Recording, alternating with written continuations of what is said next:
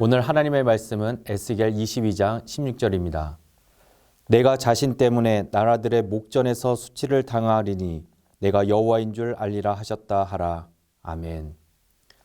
에스겔 21장은 여호와의 칼, 22장은 벌 받을 예루살렘이라는 주제로 되어 있습니다. 안 그래도 힘든 시기를 보내고 있는데 소망의 말씀보다는 파멸, 죄와 심판, 불로써 파멸을 행하시는 하나님의 말씀이 어쩌면 우리의 마음을 더 무겁게 할지도 모르겠습니다. 하지만 에스겔을 통해서 우리가 분명히 알아야 할 것이 있습니다. 계속 반복되는 말씀이 그것입니다. 너희는 내가 여호와인 줄 알리라. 에스겔은 우리에게 어떻게 하면 하나님을 알 수 있을까? 이것이 최대 관심사였습니다. 그래서 에스겔을 알기 위해서는 두 가지 관점을 주목해야 합니다. 반복하면서 중요하게 사용하고 있는 단어, 알다와 내가 여호와인 줄 알 것이다 입니다. 그래서 에스겔 21장과 22장 말씀을 어떻게 하면 하나님을 바로 알 수 있을까라는 질문을 가지면서 말씀을 묵상해야 합니다. 21장은 이스라엘의 패망의 원인을 지적합니다. 그리고 22장은 그 패망의 원인에 대한 답을 말씀합니다. 습관화된 죄와 사회가 도덕적 불감증에 걸려 있는 것이 원인이 되었습니다. 즉 인간관계 파괴를 가져다주는 모든 죄에 대해서 지적합니다. 하나님은 인간이 지켜야 할 것을 지키지 못했을 때 분노하십니다. 그냥 넘기지 않으시고 반드시 그 책임을 물으십니다. 사람과의 죄에 대해서는 묵과하지 않으시는 하나님은 우리가 하나님과의 관계에 대해서도 단호하십니다. 하나님께서 에스겔에게 그의 얼굴을 예루살렘과 그 성소를 향하여 소리내어 하나님의 심판을 선포하도록 명령하셨습니다. 예루살렘은 하나님의 성전이 있는 곳입니다.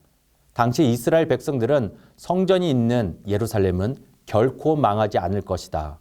이러한 생각을 가지고 있었습니다. 그리고 그 어떠한 심판에서도 제외될 것이라고 생각했습니다. 이러한 사상이 책임 없는 언행을 낳게 되었습니다. 형식만 있었습니다. 경건의 모양은 있으나 경건의 능력은 없었습니다. 입으로 하나님을 믿노라 하였지 예배와 삶 속에서 하나님의 임재를 경험하지 못했습니다. 언약을 온전히 지켜지지 않았을 때 더 이상 은혜의 장소, 하나님의 임재의 장소가 될 수 없는 것입니다. 에스겔 말씀을 통해서 하나님께서는 자신의 백성을 거룩하게 하시겠다는 분명한 뜻을 지니고 계심을 알 수 있습니다. 하나님 백성을 향한 하나님의 분명한 심판은 징벌이 아니라 정화의 목적을 지니고 있습니다. 정화의 목적은 곧 다시 하나님께로 돌아가는 것입니다. 어떤 사람이 우리 곁을 떠나고 나서야 비로소 그가 얼마나 소중한 존재였는지를 뒤늦게 깨달을 때가 참으로 많습니다. 에스겔은 이스라엘 백성이 하나님 곁을 떠났기에 능욕을 받고 만국의 조롱거리가 되리라고 예언합니다. 그들은 하나님을 잃고 나서야 하나님과 함께하는 임마누엘의 삶이 얼마나 중요한가를 뒤늦게 깨닫게 됩니다. 죄악이 만연한 우리를 거룩하게 하시려는 하나님의 의지는 결코 변하지 않습니다. 왜 이렇게 하십니까? 우리를 사랑하시기 때문입니다. 그래서 에스겔 말씀은 심판이 중심 주제가 아닙니다. 내가 여호와인 줄 알리라. 하나님을 잊고 살았던 하나님의 백성들이 다시 하나님께로 돌아와 하나님을 아는 것입니다. 스바냐 3장 17절 말씀입니다. 너의 하나님 여호와가 너희 가운데 계시니 그는 구원을 베푸실 전능자시라.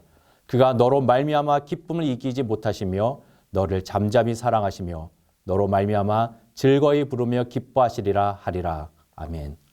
하나님은 자녀된 우리들을 너무 사랑하십니다. 우리 때문에 즐거워하십니다. 왜 거룩해야 합니까? 왜 우리가 구원의 하나님을 잊지 말고 살아야 합니까? 하나님은 우리를 사랑하시고 우리와 함께 하기를 원하시기 때문입니다. 하나님의 사랑으로 십자가의 은혜를 입어 그분의 자녀가 되었습니다. 오늘 에스겔 말씀을 통해 우리는 심판하시는 하나님보다는 우리와 영원히 함께하기를 원하시는 하나님의 마음을 바로 알아야 합니다. 우리를 거룩함으로 이끄시는 은혜에 감사하며 십자가의 은혜로 늘 주와 동행하는 삶 되시기를 주님의 이름으로 축원합니다.